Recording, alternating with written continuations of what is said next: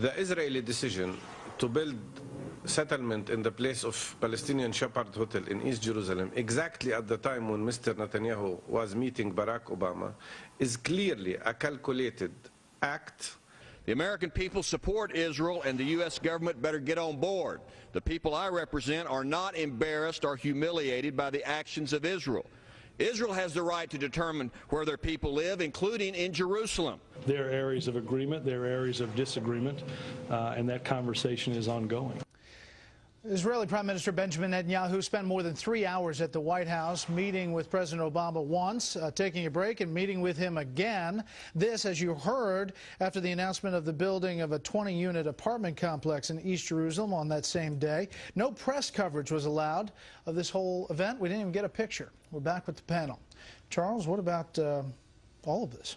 Well, what you said is what makes it so unusual and remarkable. They meet for several hours.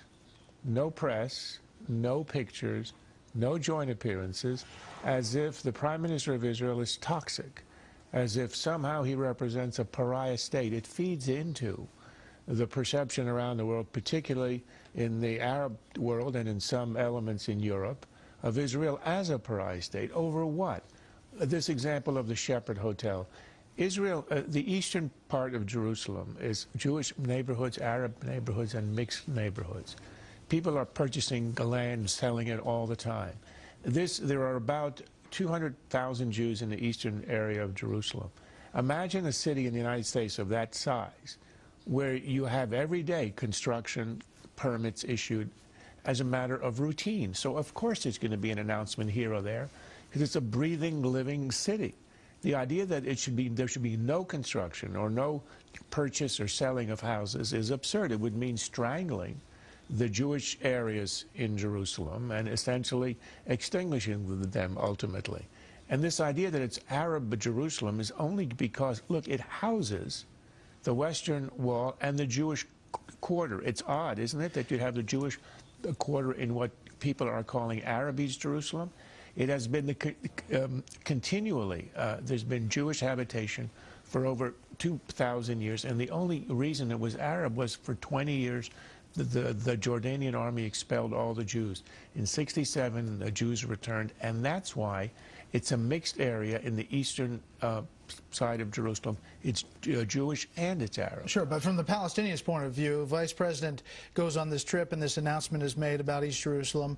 Then the Prime Minister visits President Obama and this announcement's made about this apartment complex. They say, you know, this is all calculated to throw a wrench into the thing. It's absurd. It's a large city with its own municipal governments and counties and councils. It's got construction transactions all over. Israel is incredibly bureaucratic. Every construction requires 20 approvals. So on any afternoon, you're going to have an announcement of some sort. It would happen in any city of that size anywhere in America. Nina.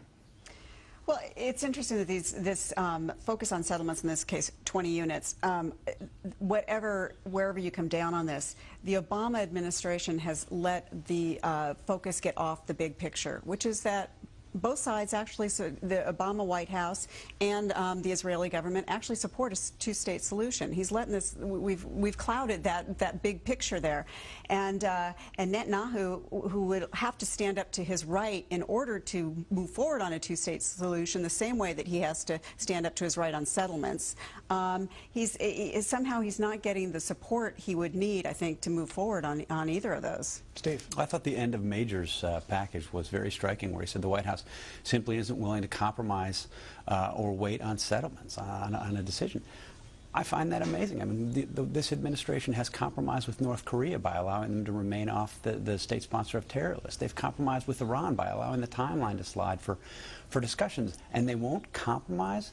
I find it amazing. I spoke to somebody who was in a session with Netanyahu late this afternoon, who said that basically his demeanor was one of incredulousness. He just sort of didn't understand how this happened, how this became such a big issue, and why the Obama administration continues to press the issue.